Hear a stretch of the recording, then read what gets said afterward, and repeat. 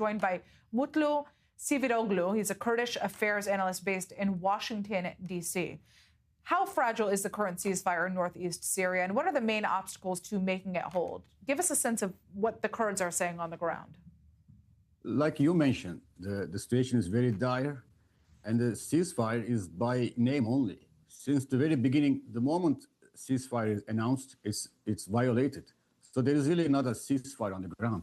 Even at this moment, right, I was waiting for you to join your show. I got news that east of Kamishlo, close to the Iraqi-Syria border, there has been attack. There have been 7-8 suicide drone attacks by these Jolani-led interim government forces. Yesterday as well in Kobani, today also west of Kobani. Last 3 days, the attacks are continuing in these two regions. 2 families were murdered brutally by these attacks.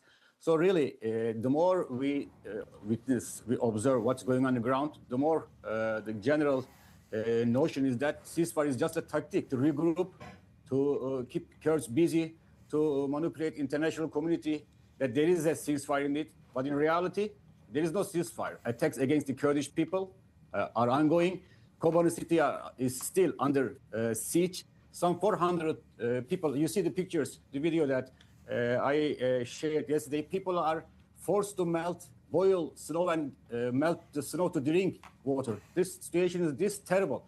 So, and only with the help of the international community, pressure of the international community, international UN humanitarian convoy was able to reach Kobani, but that's not enough at all. But even after they left, attacks on that city are ongoing. So I cannot really talk about the ceasefire. It's just by rhetoric, by need, but not in practicality. How is the international community responding, if at all? What is the U.S. saying? Obviously, the United States for years has backed the SDF, especially in cracking down on ISIS.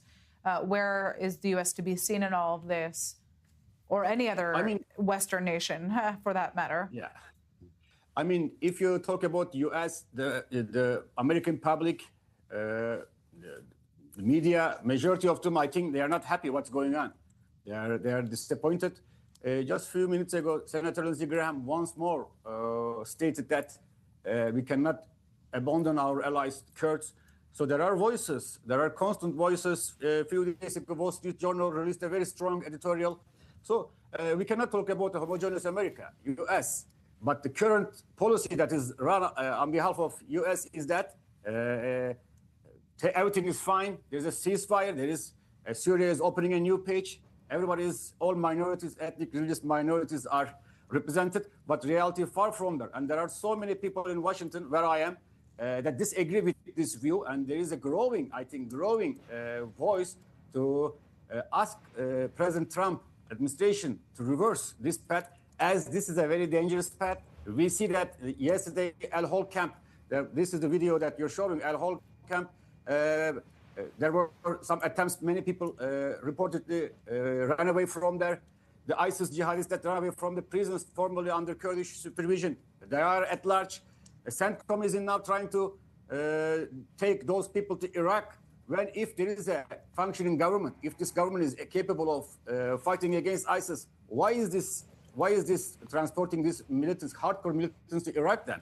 This all shows that this is not a right approach. This is a wrong approach. The West, unfortunately, the international community is not going beyond releasing statements that brings no good on the ground. Today, US, UK, France, and Germany had a statement. They just monitor. They call this de-escalation, but the escalation is not there, because there is an aggression on one side, and there is a people that have been attacked on the other side. So today, KNK, one of the largest Kurdish umbrella organizations, Kurdistan National Congress, released a very strong statement I shared earlier. They say this is a campaign to massacre Kurdish people. So they call upon international community to speak up, and they are criticizing the silence of international community to the West, to us, that these people are your allies. Thanks to their sacrifice, you are in comfort in your cities, but the emerging ISIS threat is there. What is happening in Syria, unfolding in Syria, are to inspire ISIS militants all over the world. Among the Kurds, there is a growing anger, disappointment, but at the same time, the growing, let's say, feeling of unity among the all Kurds, Kurds of Turkey, Kurds of Iraq, Kurds of Iran. They are strongly supporting Kurds of Syria. They realize that this is a war to their identity, national existence. At the same time, calls among the Kurds are growing that what is expecting for them is not going to be any better than Bashar Assad regime, because the mindset in Damascus is no different than ISIS. What the practices that we see, beheading, playing, dissecting, these are happening in the watchful eyes of international community. But the people are determined to defend their homeland until the last breath. Yeah, so Mutlu, I'm sorry for cutting you off. I just want to ask you, what is the ultimate message that the Kurdish international community has for the world? What do they want to see happen now? The Kurdish people, starting with General Mazlum, the day before yesterday, he appealed in a video message to Kurdish people in Kurdish language. He said, "We are going to defend our lands until our last breath." This is his voice. And before your show, just to update my information, I talked to several people from Rojava. Rojava means, by the way, western part of Kurdistan. The Kurdish people see this part as a part of historical Kurdistan. So on Kurdish collective national mindset, this is a part of their homeland, ancestral homeland, end up being in what is called Syrian artificial country. So the sense is there that they're embracing the Syrian Kurdistan, not leaving their brother and sister over there.